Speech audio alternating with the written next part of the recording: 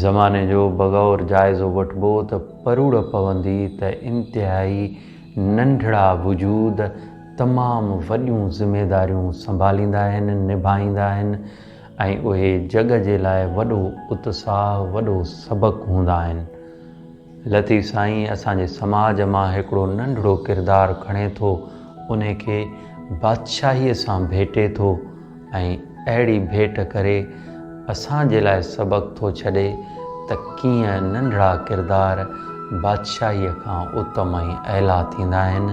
असांखे बि घुरिजे त असीं अहिड़ो उत्तम ऐं अहला किरदारु अदा करियूं। चई त पातशाही न पाड़ियां सरतियूं सुईअ साण। सरतियुनि जेॾियुनि खे मुखातिब थी चयईं त सरतियूं आऊं जॾहिं सुईअ खे बादशाहीअ सां थी भेटियां त सुई बादशाहीअ खां वॾी थी नज़र अचे ऐं बादशाही उन जे अॻियां पितकड़ी थियो थी वञे।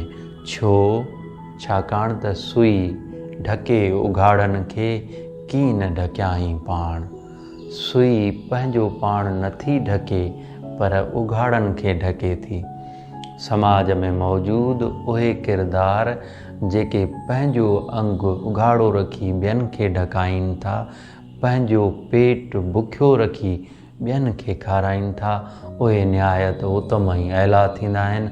उन्हनि सां बादशाहनि खे भेटे नथो सघिजे, पर जे भेटिबो त बादशाही निहायत नंढड़ी पितकड़ी जीतामड़ी थी वेंदी उन्हनि जे किरदार जे अॻियां। पोइ अॻिते हली चयईं त ॿीहर जापी ॼाण इब्र जे औसाफ़ खे। इब्र यानी सुई, औसाफ़ यानी वसफ़ूं।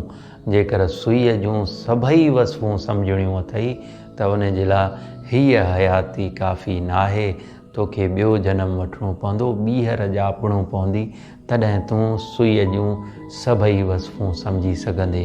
उहे माण्हू जेके नंढड़ा हूंदे तमामु वॾा किरदार अदा कनि, पाण बुखियो रही ॿियनि खे खाराइनि, पाण न ढके ॿियनि खे ढकाइनि, उहे निहायत उत्तम ऐं अहला थींदा आहिनि। उन्हनि जी भेट ज़माने में मौजूदु बादशाहनि सां कबी त बादशाहियूं निहायत हक़ीर ऐं पितकड़ियूं थी वेंदियूं अहिड़नि माण्हुनि जे किरदार जे अॻियां। पातशाही न पाड़ियां सरतियूं सुईअ साण, ढके उघाड़नि खे की न ढकियाईं पाण। ॿीहर जापी ॼाण इब्र जे औसाफ़ खे।